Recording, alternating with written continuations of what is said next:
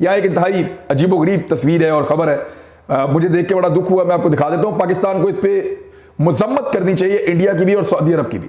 ये तस्वीर देखें, सऊदी फौजी कमांडर का दौरा हुआ है भारत का। समीर साहब, वैसे तो जो अमूमी तौर पे जो खारजा ताल्लुकात हैं उसकी बुनियाद भी आज के दौर में सियासी, मुआशी और फौजी, ये तमाम ताल्लुकात ये साथ साथ चलते हैं।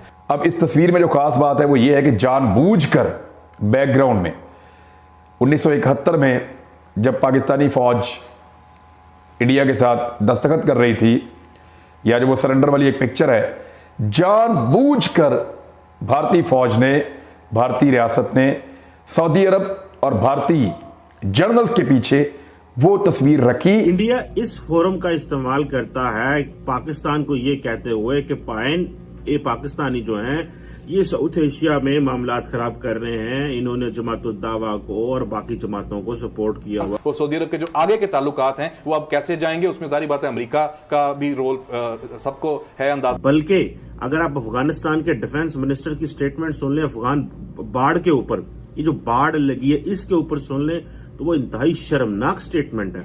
और उस पे ये तकरीब की गई जानबूझकर, सिर्फ पाकिस्तान को चिढ़ाने के लिए।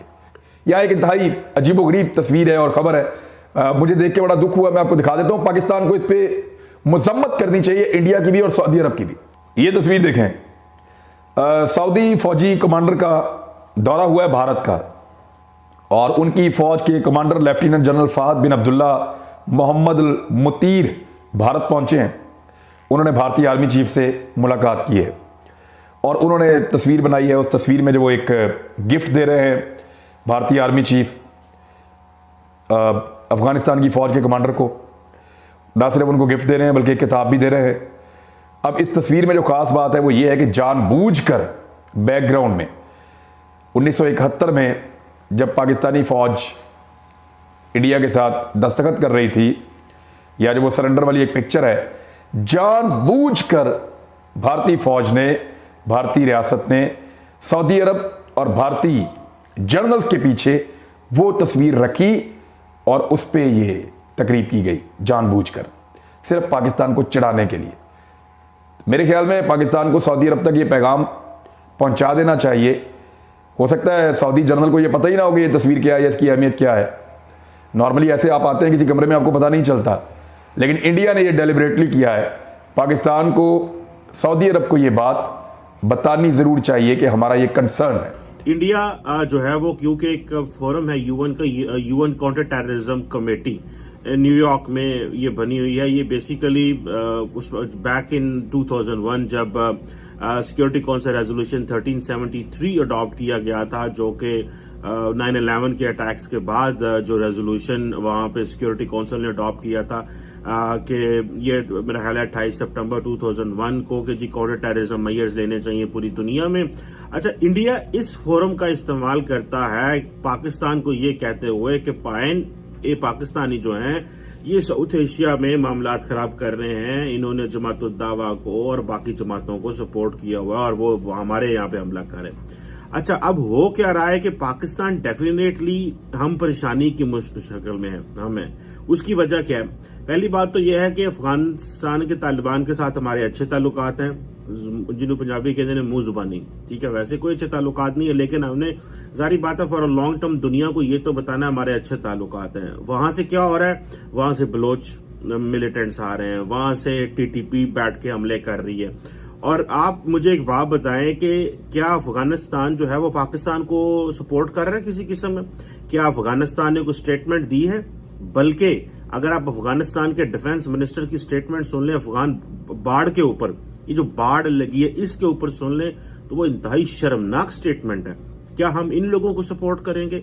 उस स्टेटमेंट में जो मुझे पता चला, अफगानिस्तान के डिफेंस मिनिस्टर की जो स्टेटमेंट आई, उन्होंने कहा पायन ये जो बाढ़ लगी थी ये तो पुरानी हुकूमत ने कहा था, ये तो हमने कही नहीं है। अब तालिबान बड़े खोचल है।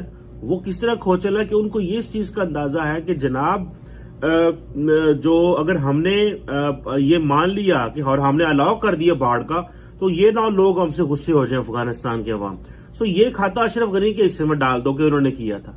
सो जी पिछली हुकूमत ने अलाउ किया था बाढ़ लगाने की, हम तो पाकिस्तान को अलाउ भी नहीं करते, और ये ड्यूरेंट लाइन है और ये बिल्कुल ऐसे ही है, और हम वो जो एक उनका पता आपको सवालिए उनसे अपना काबुल नहीं जाता, और बातें वो अटक की कहाँ की करते हैं वो आपको पता है। लेकिन हमारी बदकिस्मती ये है कि हम इंतहाई गलत जगह पे बैठे हुए हैं। अनफॉर्चुनेटली हमने पूरी जिंदगी, हमारे स्कॉलर्स ने, हमारे एनालिस्ट ने, हमारे वो लोग जिन्होंने हमें पूरी जिंदगी एक ही चीज की है, Pakistan got a strategic position का हमने मिसयूज किया, मिसयूज हो गई और हम मुश्किल में पड़ गए। स्ट्रेटेजिक पोजीशन किस तरह की होती है कि जिस तरह आज चाइना को देखें, एक तरफ वो पैसिफिक में बैठे हुए हैं, इधर वो जनाब उन्होंने जो है वो अरेबियन सी तक पाकिस्तान के रास्ते वो टांगे निकाल के इधर पहुंच गए हैं। उधर इंडिया देखें, पूरे का पूरा वो जो है एक इंडियन ओशन नीचे देखें वो क्या कर रहा है, पूरे का पूरा ओशन उनके पास है, एक स्ट्रेटेजिक लोकेशन तो उनके पास है। या फिर अरब स्टेट्स हैं, उनके पास इतने बड़े सी, और उन्होंने किस तरह उसका इस्तेमाल किया। हम तो अपने समंदरों का भी ठीक से इस्तेमाल नहीं कर सकते। समंदरों पे भी हमने, अब बंदा क्या कहे ना, वहां पे कोई वो बीच बने हुए हैं, हम तो जो अच्छे बीच, हम तो उनको बीच भी नहीं बना सकते क्योंकि इस्लामिक मुल्क है, वहां पे तो इस तरह की कुछ हो ही नहीं सकता। उसी वक्त यहाँ पे पाबंदियां लग जाएंगी। मतलब हम इस लोकेशन का कुछ भी नहीं कर सकते। एक तरफ से हमें तालिबान ने दबाया हुआ है, दूसरी तरफ से चीन हमें कह रहा है और डेवलपमेंट करें और कारोबार करें और काम करें, हमारी कैपेसिटी कोई नहीं है। इंडिया के साथ हमारे मामलात कश्मीर की वजह से खराब हो गए हैं और अब उन्होंने पूरा हमें डिस्टेंस कर लिया हुआ है। तो ये जो, और ईरान जो है वो 24 घंटे हमारे ईरान के साथ मसले हैं, लेकिन ईरान का भी इंटीरियर मिनिस्टर पाकिस्तान आए हुए थे, तो लो इंटेंसिटी हमारा कॉन्फ्लिक्ट चलता रहता है।